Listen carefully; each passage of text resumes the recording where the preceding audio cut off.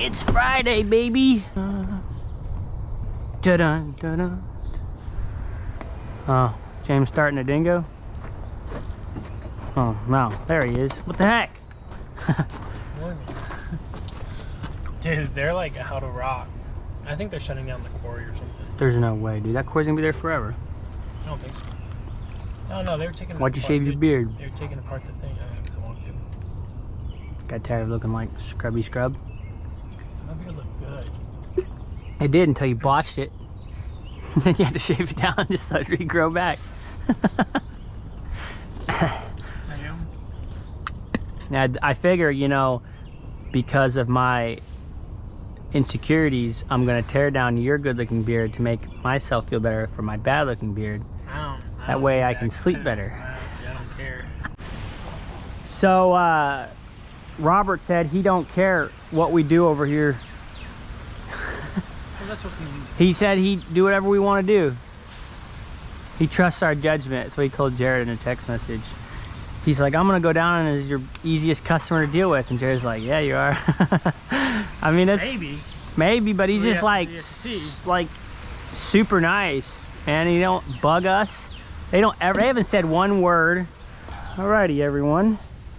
We have the bond beam going in, bonding grid.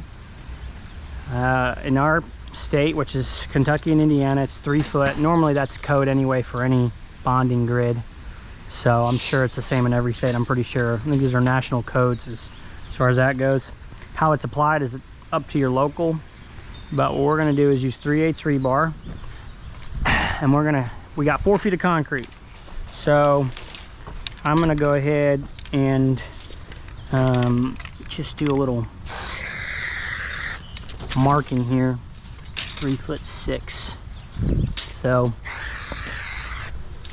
I'm cutting everything 3'6", because while we're doing the bonding grid, bond beam, I want to be able to use that rebar as our rebar for our pool. So obviously, right? But I don't, you know, I normally will leave 3 to 5 inches on each end, so the rebar's not sticking in and out. Now, of course, here we get more rebar and all that, but we're doing a whole thing there with turf and all that. Actually, just side note, when we book out the rest of this year, which I plan on it, we're gonna invest in a rebar tie gun. So when they first came out, it was like the thing. Now we figured out we can save like 30 minutes every time we do this.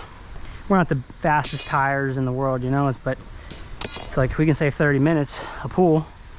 You know, you do our hourly rate, $250, so 125 roughly. The gun costs like $3 grand.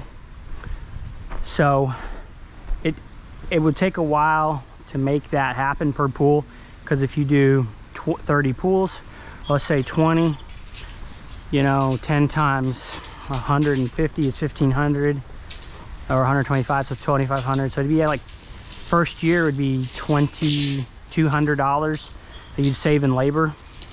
So yeah, you know, year 2 it's paid off. Yeah, that's actually better than I thought. So that's kind of how we think of things. And then we can save 30 minutes, right? And then we're going on to another job, and it compounds because we're not spending the 30 minutes on the project. It's that compounding effect. We're on another project at that point. So that's how we think of things. Go ahead and start tying, James. I got the rest.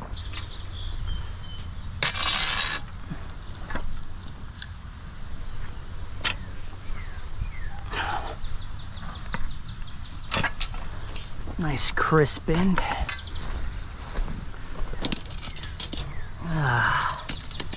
Yeah, that'll work. Well, needs to go just a little bit more.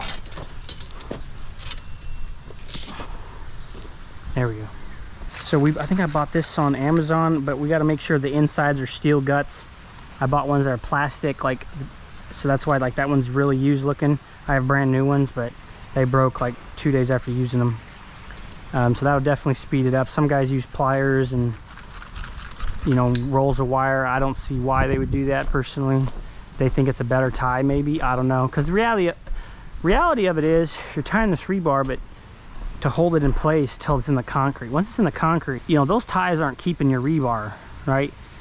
Like, it's not holding your rebar for strength, pulling on the rebar. It's holding into the concrete because the concrete's pulling, so the rebar is acting as that support. That's why you overlap it 2 feet, right? Because it's pulling. And so there's more of a scientific way to explain this. I'm not doing the best job, but at the end of the day, the ties do not keep this rebar. It's not your determining factor whether it holds the concrete or not, you know? If it was the case, then you would weld all this rebar together. So it is what it is. These are the ones right here. Somewhere inside that's holding this, it's junk. It's absolutely junk. Okay, I'm gonna go right there with that. I'm gonna go like right here with that. All right, while he's doing that, I'm gonna grab my screwdriver and bonding clamps, and we're gonna bond this copper. Here, I'm gonna show you guys something cool. So I got this thing all labeled up. Got our 1-inch hex head screws, 3/4 straps, bonding, concrete inserts. It's a deep one on this Milwaukee pickup. This is kind of a miss, but where I keep all my bonding clamps. We're gonna get 6 of them. They're all submersible, so I mean, they obviously direct burial, says right on it. Bronze rebar bond clamp, 3/8 to 1-inch rebar is what that is.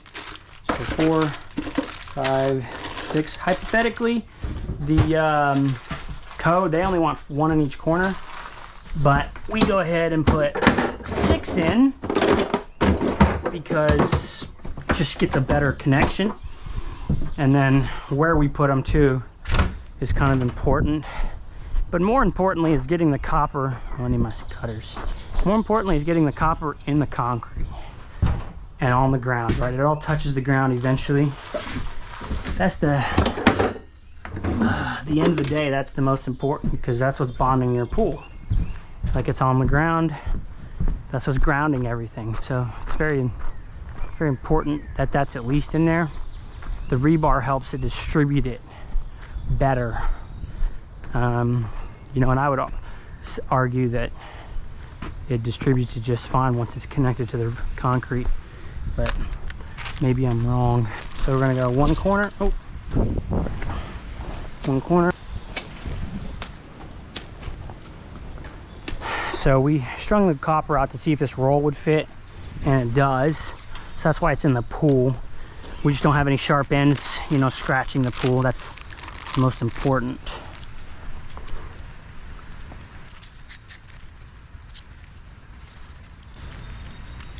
So where I'm bonding it is kind of important, but it's also, you know, as long as it's on the rebar, it's all that matters, really.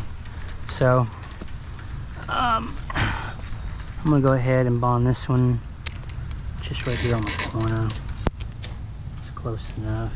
I like to bond them on the longer sticks because, you know, you got 20 feet versus like the 3 feet, and technically that's together, but technically it should be welded if you want like a really true bond, in my opinion.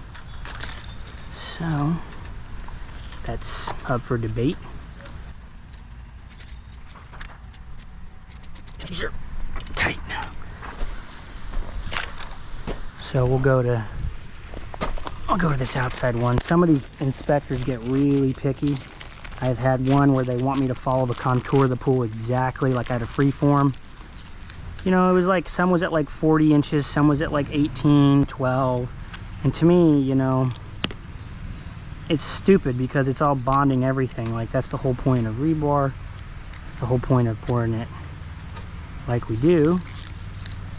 And so it's just kind of stupid. This guy's really being a pain in the neck. We had a lot of problems with him, but I was like, whatever. We fixed it, it was all good. But more in these southern states like Florida, Arizona, they got very strict California inspections across the pools. You know, I mean, we're doing this per our area. So whether you build in a different state's a whole different issue, you know, but those are predominantly gunite industries. And a lot of these apply to gunite too, you know, but the difference in that and gunite is, and what I'm doing in gunite is the actual building of concrete pools. You know, everything else applies the same for the most part. It may be different a little bit, but you could take what I'm teaching you guys and apply it to any kind of pool build. Just the nuances of pebble tech, scheduling, the difference of the rebar, the actual rebar when it comes to what do I call it, the forming for rebar and the main frame, because those are all obviously rebar and all that. And then you got the plumbing, electrical. It's just a lot more extensive. That's the look. That's how you bond your swimming pool for us. You check your local codes. Once again, check your local codes, what they want, what the inspector wants, all that. Of course, we have electrical permit, so the electricians pulled that inspection. We can do it too. We've done it all. We do it all the time. Call in the office and just, we've got his number and whatnot, depending on the city. They'd already have it. So it's just, hey, you know, we need an inspection on this job for wetscapes. Easy enough done. So yeah, I think that's it. I think I've covered all the bases. I do want to mention, you should not have to bond your equipment pad. At least we don't. So that's something you can check on. But we're clear. So, and another reason I put that copper by the lights over there, because this is how we design our pads. It comes up through the concrete. We'll tie it up there. It makes it really nice. It's in the slab. I've done it over here in the landscaping. It's just not as neat. So that way it's right there, and then it'll just hop from piece of equipment to piece of equipment very easily.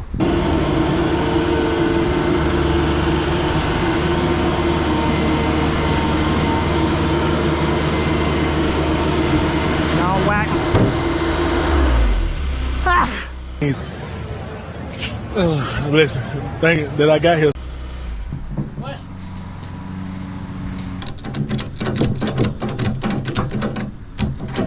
It's gonna have to work. I think that's it. We're gonna take this thing, get it serviced, and it needs a belt on it, fan belt. We're about to hit 200 hours. We put like 15 hours on it, or 20 hours on it, just on this job alone. The thing has been so handy, man, for this whole entire project. We did the whole entire thing, backfill, grading, everything with it. This is the final look. Bonding is done. So we are looking good.